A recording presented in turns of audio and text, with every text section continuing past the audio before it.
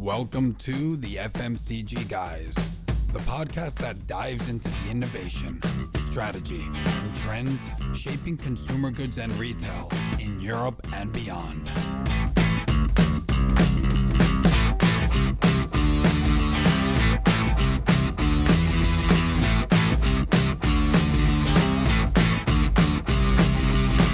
Welcome to the FMCG Guys podcast. This is Daniel here, connected live from spring day in Barcelona. Things are starting to get nice. It's probably my favorite time of the year. It's also my birthday in this time.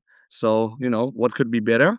And I'm accompanied by my beloved co-host, Christine Nicolau. How are you, Christine? I'm very well, Daniel. Of course, what can be better than your birthday and indeed a much better weather here in Greece? I don't know, can only be topped up by the excitement for the upcoming Candid Commerce Yes. in So London. it's going to be my birthday on the 28th of April. Then on the 29th of April, we will both be in London having a dinner with our friends at VML, which will be fun. I don't know. Maybe by the time this goes out, it will already be May, but hopefully that will have gone well. And then Yeah. on the 30th, we have Candid Commerce, which is our thought leadership event, and we'll be accompanied by some of the top voices in the industry in London with our friends at Kin. So that will be good. And then the next day, even more exciting, you're based in Athens, and we're gonna both fly to Athens together, and I'm gonna be Yes, there on. finally. Exactly. I don't know if you'll survive the hours of having me next to you in a plane, but let's see. Looking forward to it. I have to explain you all the things you need to go and see and all the things you have to eat. Great. Oh yeah, that's very important. And then I'll be in Athens for a week on holiday. And then, yeah, I mean, this spring is gonna be insane.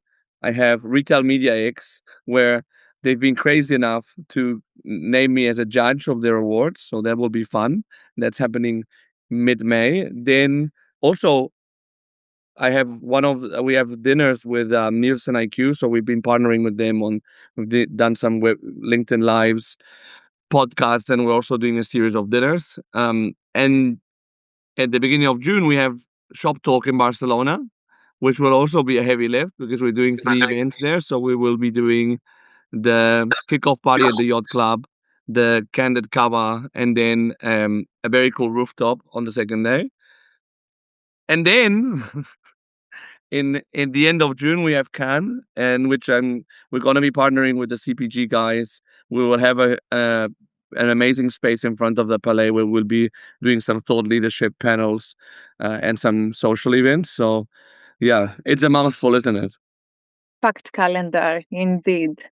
But it feels like a lot of things are becoming traditions already. It's the Yeah, second or third year that they are evolving, but they are a constant now in the calendars of the year. So that feels quite good. totally. And whoever knows me knows that I like to accompany my life and social events with a good beer or two. So I think that this is a good introduction to our guest today, who's no other than the CMO at maybe or probably the best beer in the world, Carlsberg. It's Yves Briantais. How are you, Yves? Oh, I'm good. I was about to hang up when I'm listening to you talking about Greece and Barcelona, the nice weather, the spring. I'm in Denmark and it's 5 degrees today and feeling like -3. So Oh, I'm jealous when I was smiling, but not smiling actually. So I envy you. So lucky you. Well, we were talking before, and we'll talk later about the good things that there are in Denmark, which are very interesting. So we'll go into that later. But goodness, 5 degrees mid-April is a hard ask, isn't it? It is. It's we still have a month to go before we're gonna have the same feeling as you do right now. Yeah. Well, good luck with that. So, so if so that our audience gets acquainted with you, what do you do at Carlsberg? So I joined Carlsberg a year and a half ago, and I'm now the global CMO for the company, so in charge of the marketing organization, but as well the R&D organization. So it's both functions. and you have had a very long career in marketing, also, especially. Would you like to get our audience through a little bit your journey? Yeah. So at first I love marketing. So it's more than a job to me. It's passion because I like photography, I like beauty, I care about people, so and I love business. So marketing was a great combination of everything.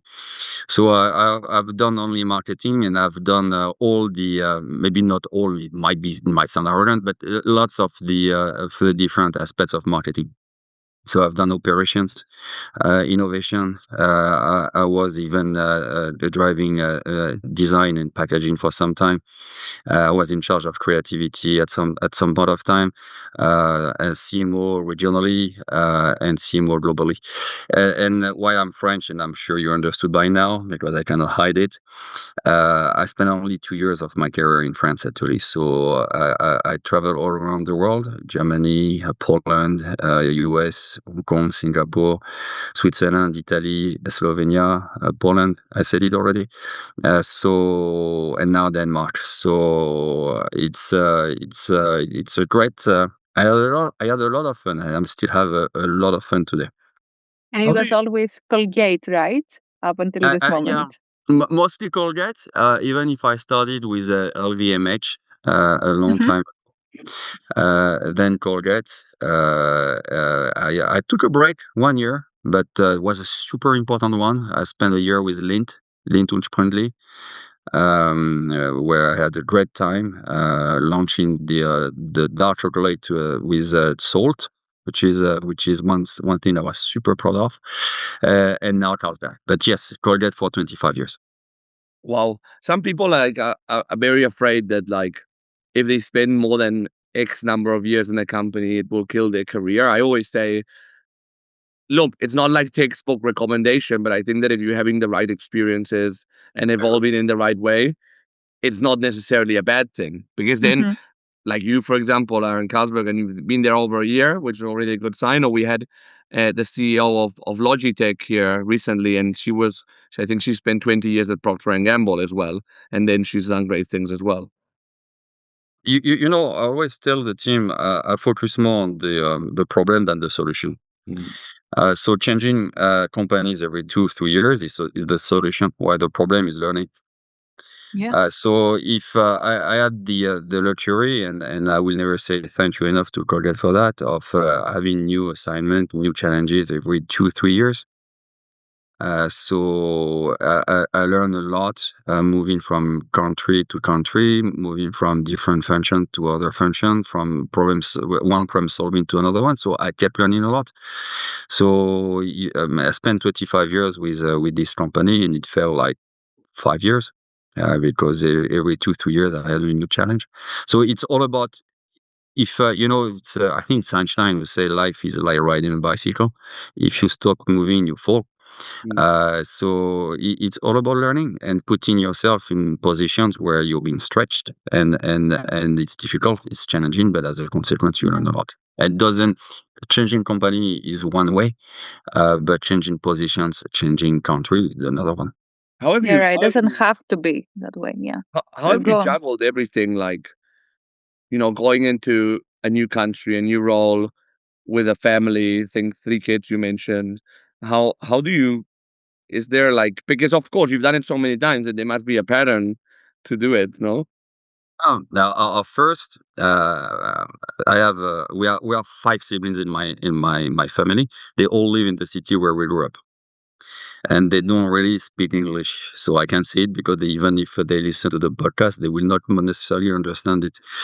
But meaning that I was not meant to travel. Mm. And I was quite lucky to fall in love with somebody when I met with her, my wife, Annelise. The first thing she told me that she wanted to travel the world. So the first thing I would say, it has to be the project of a couple. So a project where the two of you agree with it, and you're both aligned with the idea of moving. And that's the case. The first time Colgate told me you're moving, I cried, and I didn't want to. And that she was the one saying, "Yeah, yes, we should do it. It's gonna be great." So she was the real engine behind this career. Number two, I must confess, I'm happy anywhere. because I love learning. So I grew up in one city. We had no money. We didn't travel at all when I was a child. So to me, moving from country to country is like a dream. So I don't see moving as a challenge. I see moving as a new opportunity of learning. And I don't articulate it like that, but that's how I feel. This morning I biked to the office because I'm in Denmark. So in Denmark you bike, and it's like being on vacation. I see new buildings, I see new things every day. So which is great. And third, be empathetic.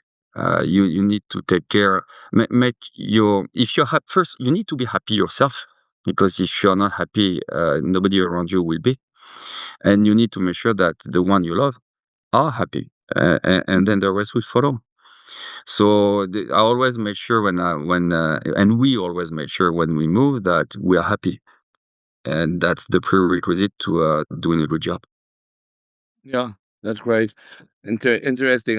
By the way, what city did you grow up in? I think that the question is compulsory since you mentioned it a couple of times. Taverny. So I'm not sure if you know Taverny at all. It's in the northern part of the suburb of Paris. So it's very close to Paris. Cool, cool. And It's then, not Paris. so you spent a total of 25 years at Colgate, and then a year and a half ago, you go and join Carlsberg as CMO and head of R&D. What drove that decision, and what convinced you to take that leap? Because it it, Yeah. it is a big life change, isn't it? Yeah. So it, I would say a life event. So 2 years ago, I was really seriously sick, and close to very seriously sick. So meaning that it was life threatening. And when I woke up, it made me more self confident. So I was suddenly willing. I realized that life is short. I knew it, but this time it became quite obvious. Yeah, I realized that I didn't have time to waste. I was 49 at that time, and if I wanted to learn something new, it was the right time. And the 2 months later, Carlsberg called me, and most probably, if I would not have been sick, I'm not sure I would have considered this opportunity. But because I was in this mindset, I listened. And I must say, I had a great headhunter, because to be very fair, it's not a company that was on my radar. So I was about to turn it down, and the headhunter told me, go to Copenhagen, meet with Jacob, the CEO, and tell me what you think. And I came over here, and I fell in love. I fell in love with the vision of the CEO, and I fell in love with the culture of the company, where you have the house of the founder that I'm looking at right now when I'm talking to you, at the center of the headquarters. The legacy is strong, the values are strong, and the challenge is big. So I decided to go. It's incredible how some things happen in life and they're kind of like a rite of passage, you know. Then you come the other way and you have an expanded mindset, I would say. Um, You know, you I'm optimistic. I told you. yeah. So if you ask me to talk about my failure, it's difficult because I forget about them. I truly believe there is always something to learn in anything. And you know what they say, what doesn't kill you makes you stronger. In that case, it was really Yeah. true. So yes, funny wise, I'm healthier today than I was 2 years ago, because of what happened. Because I learned a lot. And you did change a lot of stuff. And I wanted to discuss a little bit. We were touching before the podcast on the culture change, right? Because you were at Colgate so many years and then you're moving to like a Nordic culture. How was that for you? Uh, yeah, I told you, I worked overall in 10 countries. Yeah. So adapting to the culture became part of who I am. I think I had it originally. I was the little brother of a big family. I'm 52. My eldest is 73, and my younger sister is 61. So I always had to listen to them and adapt to what they Hmm. wanted, because I was the little brother. So I had it in me. But then on top, when you start moving around the world, then adapting to the culture it becomes part of who you are. If you don't do it, you fail. And especially when you live in a region like Asia. If you work in Asia, you work with Filipinos. If you work with Chinese, with Thai people, it's totally different culture. So you have to adapt. So I would say Danish culture is another culture with advantages and challenges that are different from the previous one, but it's another one. So that's being adaptive is part of who I am, and I would say it's part of who you need to be if you want to be successful. Yeah, I mean, and it's interesting, no, because also like at least that's what like the common knowledge or thought is that like Nordic cultures are very not very hierarchical. Like then the decisions are taken by consensus. Is that true from It's what true. you've seen? No, it is true. So if you ask me to be specific about the Danish culture, the first day when I arrived, so you come from an American culture, Colgate, Mhm. where you have the size of your office depends on your rank in the company. So you count the number of windows. You know you're within the building or outside of the building, depending on your position. So very hierarchical. And you arrive in Denmark, and day one, your personal meal is showing you a table in the middle of an open space and said, "Ah, that's your spot." You're like, "What do you mean? That I don't have an office?" And no, you don't. So number one, and I must say, it started even before when I arrived at the airport with my family. There was no taxi, so I called her. Said, "Did you book a taxi?" She said, "Yeah, it's at the taxi station." So you just go to the taxi station and you order your taxi, which is different with the American culture. And then so you sit down at your desk, and all of that is true. Huh? And then 1 hour later, you have the intern coming over to you, saying, "Hey, hi, I'm Caroline, and can we have lunch together?" So the first name is not the right one, huh? But so Yeah, can we yeah, have yeah. lunch together? Because I would love to talk to you, and it's so no hierarchy, which is great. And you're right. Decisions are the Danish culture is very direct, but the culture doesn't like conflict. So when you hear people are direct, yes, they are. Till there is a conflict, so you need to adapt. In that you can talk, but then you need to find a way of solving for conflict, which has to be very respectful. The society over here is more important than the individual, and you need to take it into account when you interact with people. It sounds a bit like the Japanese way of keeping the harmony first. It is funny because it's a culture coming from Vikings. Yeah. A huge entrepreneurship, no fear of failing, quite impressive, but a lot of respect at the same time. Mhm. You live in Denmark, there is no noise. Streets are clean. It's very safe, and people wait for the light to be green to cross the street, and they do. It's really a quite unique culture. It does sound very unique, especially to a Greek and a Spanish person, I guess. Yes, or even to a French. I mean, Yeah. it's very different. Waiting for the light to go green. Who's ever heard Yeah. of that? Yeah. So you need to if you need to respect the culture where you live. So Yeah. when I go running, I hate stopping at the red light, but I'm learning how to do it because you have to be respectful. Well, interesting. I'll actually. I haven't been to the Nordics in a while, but I'll actually observe that next time I go. And so you're a CMO of a consumer goods company, and I think that this role, I feel like it's been much more on the spotlight in the last 2-3 years. What does your role actually look like, and maybe like what do you think broadly FMCG CMO role should look like? Oh, it's a big question. How long do we have? Because it might take some time. So, if you talk about my role specifically, I joined Carlsberg. The brief is I need to help the company accelerate the growth trajectory. So it's a company that has been doing well 4 years, but now we want to accelerate the growth. And the vision of the company, starting with the CEO, is that marketing has a key role to play. It's a great company when it comes to execution, entrepreneurship, empowerment of people on the ground, which fits the Danish culture. The marketing maybe was not the main area of focus of the past years. So we are right now working to reestablish marketing as one of the key engines of growth, uh, rebuilding the foundations, bringing in some new capabilities, fixing the brands, and fixing innovation. So that's what we're doing broadly. We have media, we have creative, we have plenty of things that maybe we'll talk about later. But the thing to me, the thing I always say when it comes to marketing, that marketing folks too often make a common mistakes, that they think their job is only about developing nice communication or nice innovation.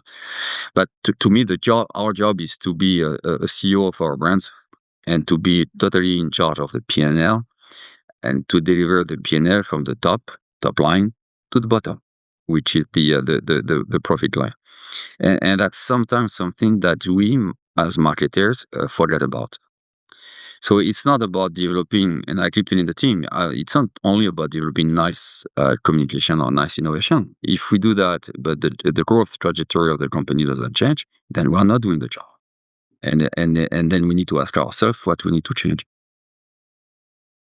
And in the past, I would say year and a half, we have had quite intense discussions, both like in our live events as well as in the podcast about the way that marketing is evolving. And you've been around for a minute and you've seen it evolving.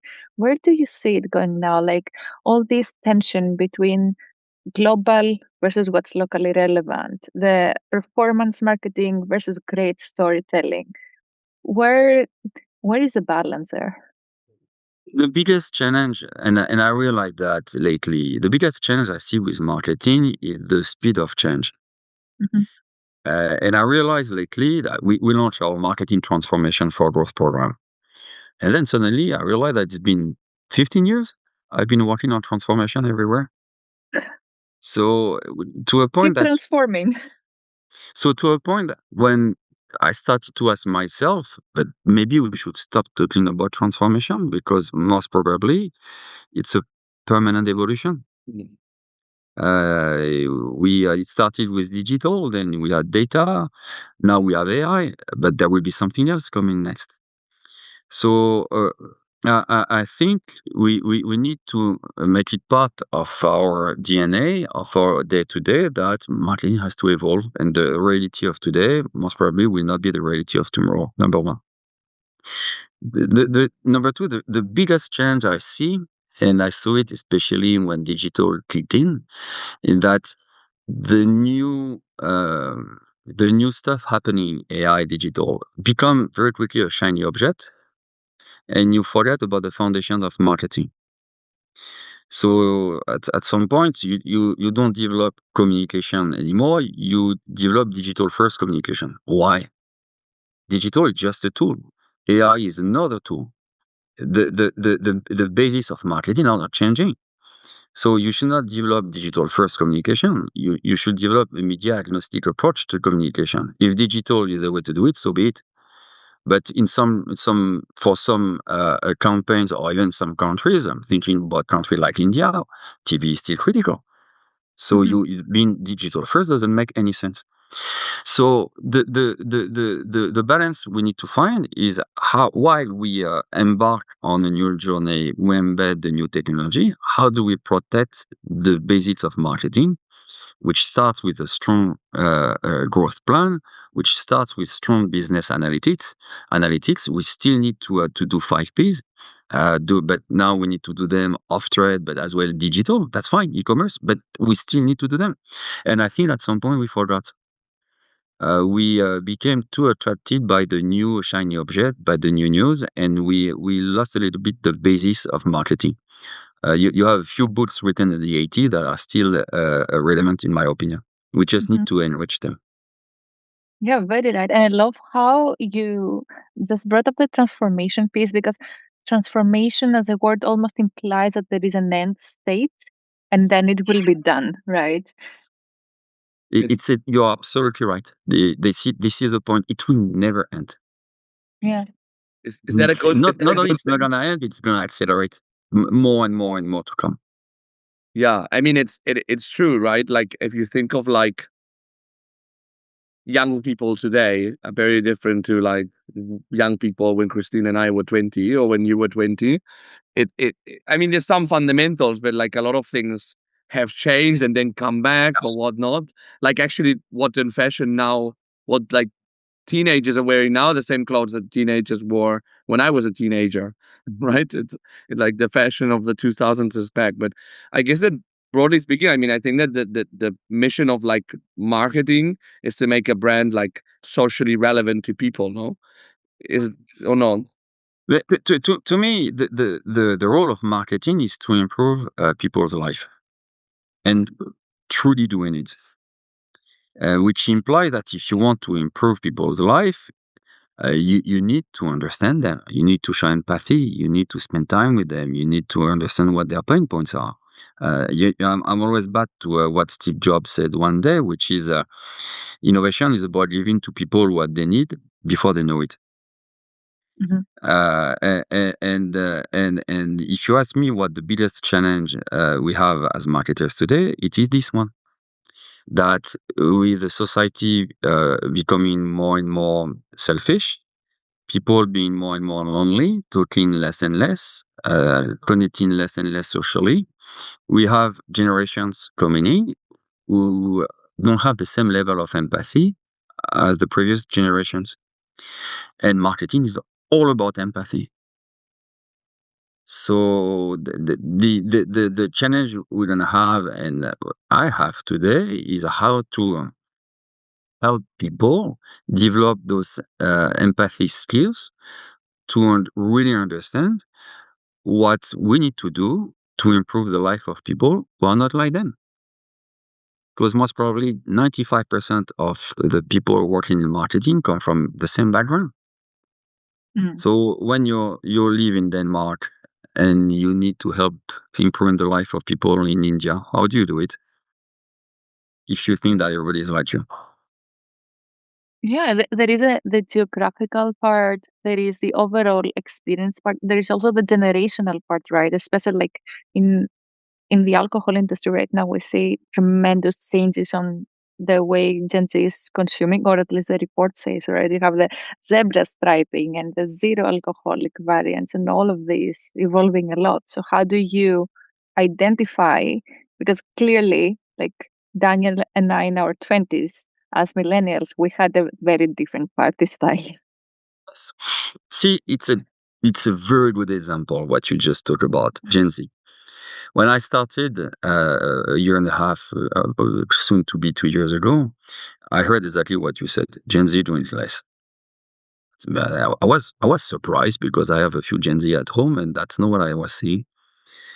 So we spent a lot of time trying to understand what was happening. So everybody was talking about health, and health. Don't misunderstand me, is important. But then we realized that the real issue Gen Z has is money. Mhm. That if Gen Z was drinking less, it's first of all because life became far more expensive. Going out and buying a pint of beer in the UK is now luxury. So suddenly, Gen Z is getting a bit older. 2 years later, we start to have reports showing that Gen Z drinks. So, it's back to my point about empathy and understanding people and being as well not solution oriented. Saying Gen Z doesn't drink because it's about health is a solution. Asking yourself, why is Gen Z not drinking? It's about making sure you identify the right problem. Yeah, it's a framing. It's the right way, and I mean, like affordability has been on rolling on everybody's tongues in the past couple of years, but then there are always elements that are being brought as lenses because nobody really wants to address the key issues and where perhaps you don't have as much control or even in communication, I guess. And again, it's not only about affordability; it's as well about the consequences of COVID and Hmm. affordability. People spend time at home; they go out less. Because a pub might be too expensive or a bit boring today for them. They go out in a different way. Because Gen Z, they don't talk to each other. They are scared of being together in a pub where there is nothing to do because they have to talk. Yeah. So Right. if you and that was as well a big aha moment which is like, oh my god, they need a game. And I have a 20 years old and 16 years old at home. And if we take them out with friends and we put them with the kids of the friends without anything to do, they hate it. You put a card game on the table or darts, and they love it. So that's what marketers have to do, not stay at the surface of things and go deep. And Do you on think that the Nordic culture, where, as you said, the intern can just show up and talk to you, does that help maybe to get a better like top down, no, sorry, bottom up communication where you get more input from different generations in the workplace as well? Because I Yes. can easily imagine in a lot of companies the CMO being in a bit of an ivory tower and not really, you know what I mean? Oh, you're absolutely right. It does. I'm getting permanent feedback over here, and sometimes feedback I'm not happy to hear, but I like it. I have people reaching out to me telling me, you didn't do well yesterday. I mean, the team is pissed off. You said this, and they did not understand. So it is good. It's not easy. There is a watch out side, a negative side of it, which you need to manage the flow because then it can become chaotic. But definitely, I truly believe that it's very difficult and in a good way to be stuck in your ivory tower in Denmark because the feedback comes even if you're not asking for it. in PNG, they used to say like feedback is a gift all the time. And indeed, like because then you know how the team felt yesterday. Otherwise, you will just be in your little bubble You inevitably. know, we have in the company a people study that we do twice a year that we call My Mhm. Voice, where we ask people to give us feedback, and it's really part of the assessment of the leaders. So it's a watch out because you should not lead to have good results in your research, but it's still very good because you know the pulse of the organization and you know how it's working. Yeah, and ultimately it's them that will have to deliver. As we're speaking, I keep going back to what you were saying about Gen Z and like how they might or might not consume in a pub. Like, I wonder there is also the element of how your channels are changing, like as a marketeer and also in sales, right? So I wonder, like, after coming back after COVID, did Bareka ever get back to where it was in terms of consumption? Does it just have a different role? Is it more above the line in a way? Like, is it for recruitment, but then consumption will happen elsewhere? It's a very good question. It's we call it on trade, Yeah. uh, and my point of view is that on trade is not losing traction. On trade is changing, and what we used to call on trade is not the same anymore. Yeah, again, an anecdote. I went to a Liverpool game because we love Liverpool. We're sponsors, so we go there from time to time. And my daughter lives in the UK, so I told her to join me so that we can spend a little bit of time. And when we arrived there, we took a taxi, and the taxi we were passing by a pub, and he told us, "Oh, that's the John Lennon's pub." So that's the place where he used to love coming. So we went there, and I loved it, but it's a museum. When I saw my daughter in that pub, no way she will go there. Yeah. And it goes beyond what we discussed before, affordability, or it's not a place for her anymore.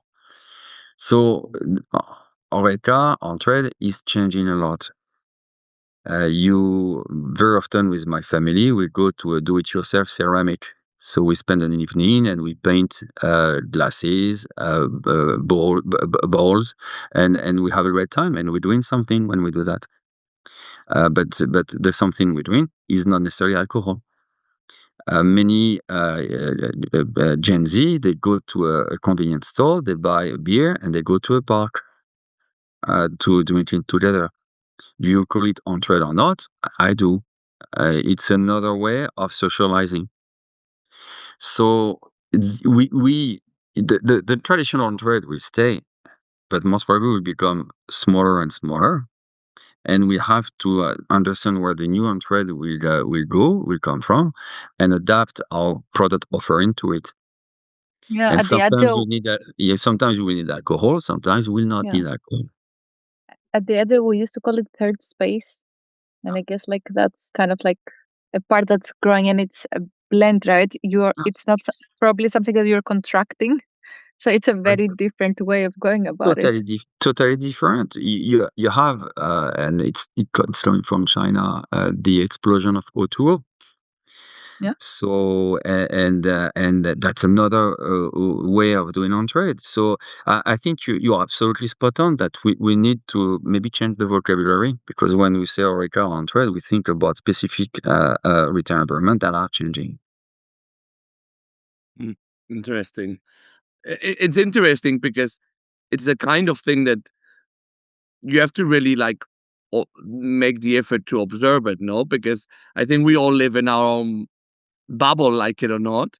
Yes. A- And you have to, like, as you said, be like very proactively empathetic to know what's Yes. going on and get ahead of that. Because if not, you wouldn't know. I think an interesting thing about Carlsberg as well is that, yeah, Carlsberg, obviously great, one of the big beer brands in the world. But if you look at Carlsberg as a company, a lot of the business that you guys do are local champions in countries like, I think, like Myanmar or Laos or places like that, right? So how from a marketing standpoint, if you look at that, it's like like it's complicated, no? How do you balance that like global Carlsberg brand with all these like local champions, which I don't know what percentage of like the total sales is, but I assume pretty big. Yes, which we have a little bit more than one third of our brands, of our sales coming from global brands, which means two thirds are coming from the local ones. There you We have go. 180 brands overall, and only 6 to 7 global brands. And if you look at the size of our global brands, one could argue that we already have 2 or 3 global brands: Carlsberg, Tuborg, and somehow 1664. So you're right. This is the you just summarized the brief I got when I joined the company, which is the strength of Carlsberg comes from the empowerment of the people on the ground. I keep saying we have people who think, because they have the flexibility and freedom of doing what's right, what they think is right for the business. So the thing we need to do together is to rebuild a framework that will allow them to take even faster decisions, but within certain limits, to help them deciding faster what's good and what's not good. So it's really a very thin balance between putting this framework in place. We call it freedom in a framework. Putting this framework in place clear enough so that people know what they can do and cannot do, but wide enough so that they can do what's right for the local market. Because when you are in Myanmar, in Germany, or in Ethiopia, your needs are totally different. And I have And a Yeah. yeah, I have a question, like what the observations that you were saying about like Gen Z and like how on trade is evolving and so on. Is that something that you've more or less observed across the board in like all these markets, on most markets? how you do? It is more or less. You have what we call a maturity index of the market. If you are in countries like Africa right now, which is on the rise, but still relatively new and immature, or you're in a country like Germany, which is quite mature, you will see different level of evolution, but you see it everywhere. Again, the intensity of the phenomenon is different, but you see it everywhere. So the health trend, you see it everywhere. The home becoming a key occasion, you see it everywhere. The fun, you see it everywhere. That is booming everywhere, and the on-trade changing, the new spaces of socialization emerging, you see it as well everywhere. And I wonder, do you also see a change in In the sector specifically, and I'm thinking here in Greece, for example, we have a boom of microbreweries and a lot of local smaller players coming up. Sometimes they are getting acquired, sometimes staying independent. I guess like you need the local jewels to fight them. But is this something that you see overall happening? Oh, you do. It's a local business, and many of the beer brands around the world have been part of the culture for 200 years, even more. I don't know if you know it, but 1664 refers to the year when the brand was created. So the brand has been created in 1664. Whoa. Yeah. So it's a local business, but I think the challenge we have as a category and as an industry is to reinvent ourselves.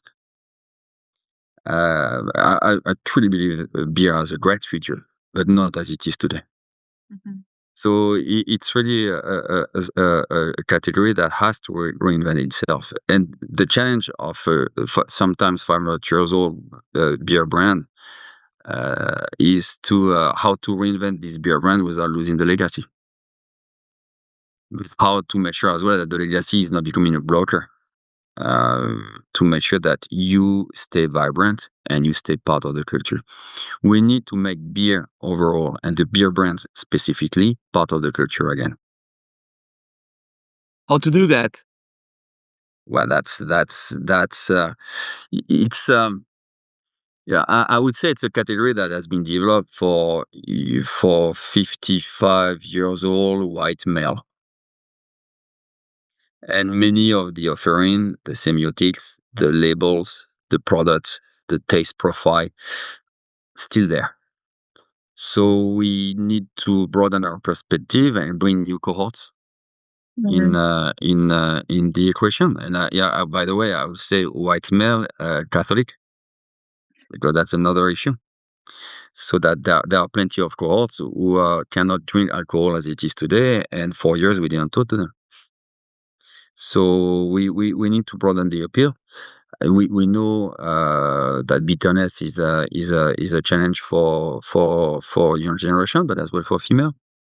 We know that alcohol is not being drunk by all people around the world, that you have a religion where you don't drink alcohol. And we know that you have health consideration that are conflicting with alcohol, either because you think alcohol is bad for you or because you reach an age where you have a life event where you need to change your approach to consumption. So that's what we need to take into account to reinvent the category. Yves, I love this, and thank you for not responding. We need to bring AI into it. No. Like, Yeah, it's truly what you were saying, right? The basics of marketing. yeah, Who's your consumer? yeah. It's back to what we said at the beginning. We are working on AI like everybody else, but it's a Yeah. tool. It's a tool. It's not a solution. So AI is here to support a point of view. Yeah. I remember in Cannes 2 years ago, somebody said that human beings are scared that machine will become human. We should be scared of human beings become machine. And I totally agree. Yeah. If we ask AI to think instead of us, then we're in trouble. If we use AI to stretch our thinking, it's going to be marvelous. Yeah, true. By the way, Christine, do you know who? Because I know that the 1664 is a brand that I think, from the looks of it, you've been pushing quite a lot. You know who the brand ambassador is? Oh. Robert Pattinson. Oh, really? Yeah. That's surprising. Yeah. You don't know Robert. Yeah, there is a lot of noise right now talking about Robert Pattinson on the net. So we just released we had a PR conference 10 days ago, and it's Okay, it's very fresh. I haven't seen it yet. very I've fresh. been meaning to watch the movie as well. Yeah, Can yeah. I So, ask? look at the ad. It's beautiful. It's like a movie. Yeah. Can I ask why you chose Robert Pattinson specifically? It's a good point because it's 1664 is a different beer. It's a beer that is blue. It's a beer with a twist. So the taste profile is very unique. So we were looking for somebody who has a lot of class, but has a point of view that is unique. And we think Robert, through all the choices he has made in his career, was a perfect fit because he's never followed the what the industry was asking him to do. He has made some choices. He's super classy. I mean, when you look at him, he's very elegant, but he's independent in his thinking as well. So we really wanted somebody who had a point of view on life, who had a point of view on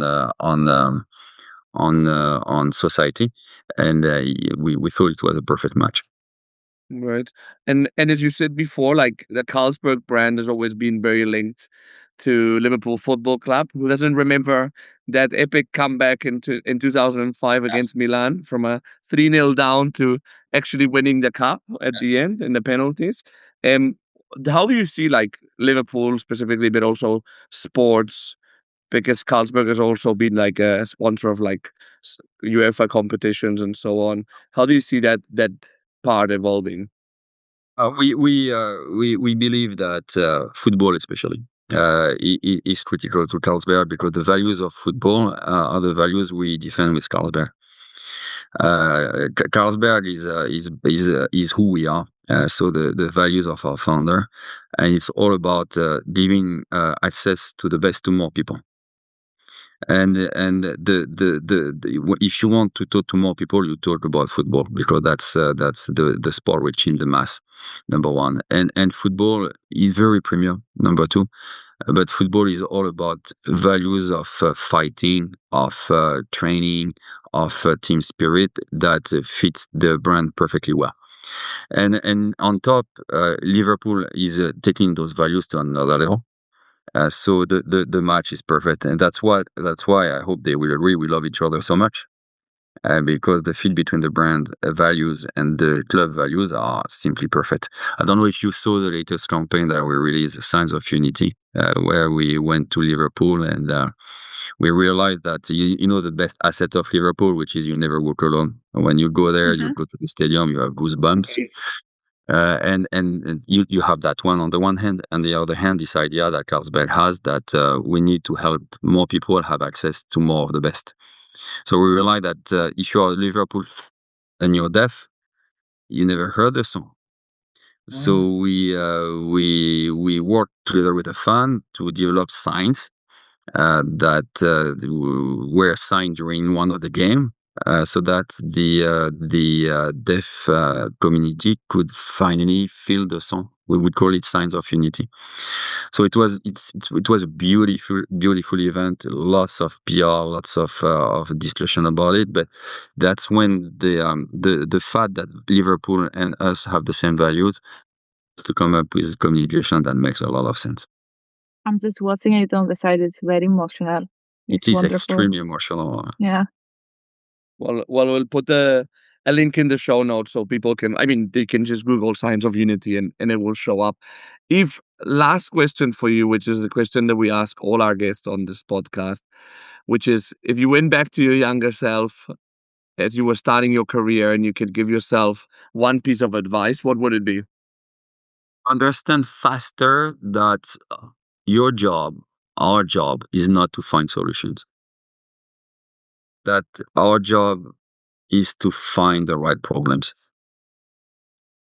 And our companies, Carlsberg, Colgate, Lindt, are full of super smart people who know how to come up with the best solutions ever. But we are so much solution oriented that very often we forget about the right problem. And it's a little bit back to my philosophy about marketing. I hate it when people ask me my job and I say marketing, and the reaction is "Ooh," because to people, marketing became the science of cheating. And why the essence of marketing should be about improving people's life. The purpose of Jesse Jacobsen was to bring the best possible beer to the rest of the world, and that was all about making life of people better through beer. And that's the problem we're here to solve for. And because we're obsessed with the solutions, we very often forget about what the real problem is. So build your entire career at becoming a great problem finder, because that will make you fly higher than anybody else. This was Yves Briantais, CMO and head of R&D at Carlsberg. Christine, what are your takeaways? It was a conversation that definitely like flew by very quickly.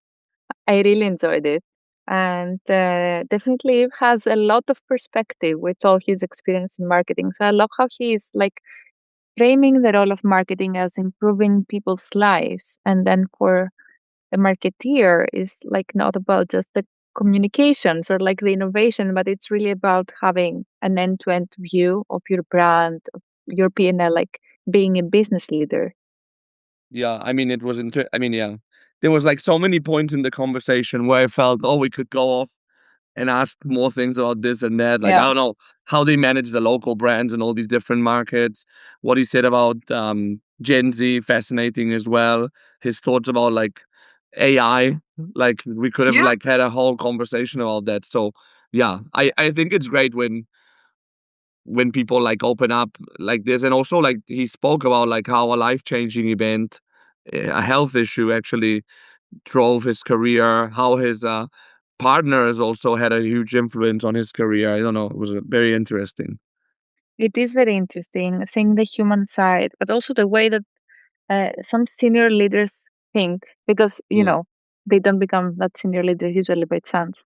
no. Um, so one of the things that I am definitely keeping is on this whole conversation about marketing changing. That essentially the only consistent thing about marketing is change for the past 15 years. So we might as well accept it. And I would say the 2 points would be that one, the reality of today is not the reality of tomorrow, Hmm. and we need to keep that in mind. And two, we shouldn't forget the foundations. Yeah. Just because there is a shiny new tool that you can now use, this cannot become your whole identity suddenly, and it's not a strategy, it's a tool. No, no, exactly. I think, yeah, it's that balance between strong foundations and I think the foundation, as you said, it's being aware that things are changing all the time and to have that empathy and active listening to what's going on in society. I think, I don't know, I learned a lot about what's going on just in this conversation. Also, you have to really be switched on. Because You have to be I think switched like if on, you yeah. work in sales, you don't need you have to have empathy, but within your industry, and understand what retailers want and so on. But when you're in marketing, you're selling to the whole society, right? So Yes, you do. But as well as when you're like in sales, and on the examples we're having about how on-premise is changing and how essentially new experiences need to um, come in the frame. And then you're the one who's responsible for bringing them by speaking with the outlets, essentially, or transforming them in a way that they're going to fit this new reality. So you need to have this empathy. And I get like this is the word of the episode, both towards what is the pain of my customer, that's kind of like the usual one, but as well as understanding your consumer and some other trends. Another part which I really liked is the freedom within framework. That's exactly what I had in mind as he was speaking, and then he also said it was also like the concept we had a lot of PNC. So this is where you really, I wouldn't even say empower, I would say make sure that people have the agency, like they can act on their own yeah, and make the decisions. You give them a framework, and the framework is mostly also for safety for them as well, so that they feel this safe space and they are able to have these decisions that are allowing speed to market and the relevance to consumer, and indeed for products that are so personal, like socializing, because that's a very personal thing. You want to be able to be relevant to the culture. yeah. No, and I think that's what's so fascinating about marketing right now. Now that it's really there's a lot of conversation about that, which is, I don't know, it just makes it more interesting, I think, and fun at the same time. It does. And I kept on thinking about another podcast episode you and I had recently about the zeitgeist Yeah, and how, you manage with your brand to actually be on pulse, yeah, to say yeah. it in a way. That was with Axel Adida, the Yes, Chief exactly. Digital Officer of Bayersdorf. Great episode, by the way. People should listen to that one as well. Cool, Another one. Yeah. cool, Christina. Well, good to see you again. I'll see you again very soon in person as well. So thanks for this. Thanks, Daniel. Speak soon. Thanks to our audience for tuning in. See you in the next episode of the FMCG, guys. Have a great one.